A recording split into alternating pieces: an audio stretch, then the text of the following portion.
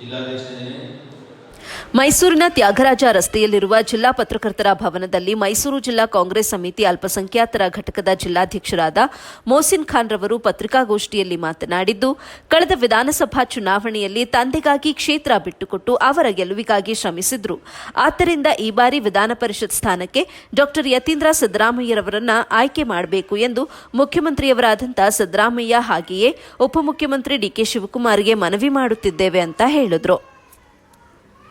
ನಮ್ಮ ರಾಜ್ಯದ ಉಸ್ತುವಾರಿಗಳಾದಂತಹ ಸುರ್ಜೇವಾಲಾ ಅವರಿರ್ಬೋದು, ಮತ್ತೆ ಅದೇ ರೀತಿ ಕೆಪಿಸಿಸಿ ಅಧ್ಯಕ್ಷರು ಮತ್ತೆ ಸಿದ್ದರಾಮಯ್ಯ ಸಾಹೇಬರು ದಯಮಾಡಿ ಯತೀಂದ್ರ ಸಿದ್ದರಾಮಯ್ಯ ಅವರನ್ನ ಪರಿಗಣನೆ ತಗೊಂಡು ಅವರನ್ನ ವಿಧಾನ ಪರಿಷತ್ ಸದಸ್ಯರಾಗಿ ಆಯ್ಕೆ ಮಾಡಿ ಹಳೆ ಮೈಸೂರು ಭಾಗದಲ್ಲಿ ಪಕ್ಷದ ದೃಷ್ಟಿಯಿಂದ ಅವ್ರನ್ನ ವಿಧಾನ ಪರಿಷತ್ಗೆ ಆಯ್ಕೆ ಮಾಡಿ ಅವ್ರಿಗೊಂದು ಶಕ್ತಿ ಕೊಟ್ಟರೆ ಇನ್ನೂ ಹೆಚ್ಚಿನವರು ಜನಸೇವೆ ಮಾಡಲಿಕ್ಕೆ ಅವಕಾಶ ಆಗುತ್ತೆ.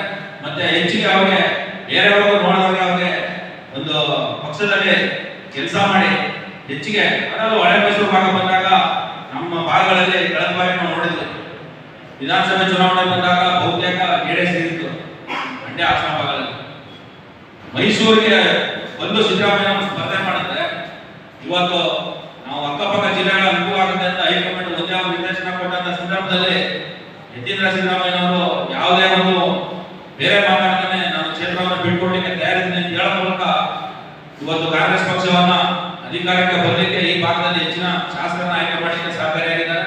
ಮತ್ತೆ ಹೆಚ್ಚು ಜನಬಲವನ್ನು ಹೊಂದಿರುವಂತಹ ಯತೀಂದ್ರ ನಾವು ದಯಮಾಡಿ ನಮ್ಮ ಪಕ್ಷದ ನಾಯಕರು ಒಂದು ಪರಿಷತ್ ಸದಸ್ಯರಾಗಿ ಆಯ್ಕೆ ಮಾಡಿ ಕಾರ್ಯಕರ್ತರಿಗೆ ಒಂದು ಹುರಿದುಂಬಿಸುವ ಕೆಲಸವನ್ನ ಮಾಡಬೇಕು ಅಂತ ನಾನು ಈ ಮೂಲಕ ನಮ್ಮ ನಾಯಕರಲ್ಲಿ ಮನವಿ ಮಾಡ್ತೀನಿ.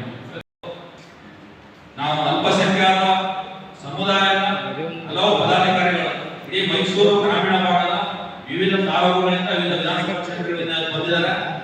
ಅವರೆಲ್ಲರ ಪರವಾಗಿ ನಾವು ಈ ಪತ್ರಿಕಾಗೋಷ್ಠಿಯ ಮೂಲಕ ಮಲ್ಲಿಕಾರ್ಜುನ ಖರ್ಗೆ ಸಾಹೇಬರಿರ್ಬೋದು, ಮತ್ತೆ ಕೆ.ಸಿ. ವೇಣುಗೋಪಾಲ್ ಅವರಿರ್ಬೋದು, ಮತ್ತೆ ನಮ್ಮ ರಾಜ್ಯದ ಉಸ್ತುವಾರಿಗಳಾದಂತಹ ಸುರ್ಜೇವಾಲಾ ಅವರಿರ್ಬೋದು, ಮತ್ತೆ ಅದೇ ರೀತಿ ಕೆಪಿಸಿಸಿ ಅಧ್ಯಕ್ಷರು ಮತ್ತೆ ಸಿದ್ದರಾಮಯ್ಯ ಸಾಹೇಬರು ದಯಮಾಡಿ ಯತೀಂದ್ರ ಸಿದ್ದರಾಮಯ್ಯ ಅವರನ್ನ ಪರಿಗಣನೆ ತಗೊಂಡು ಅವರನ್ನ ವಿಧಾನ ಪರಿಷತ್ ಸದಸ್ಯರಾಗಿ ಆಯ್ಕೆ ಮಾಡಿ ಹಳೆ ಮೈಸೂರು ಭಾಗದಲ್ಲಿ ಪಕ್ಷದ ದೃಷ್ಟಿಯಿಂದ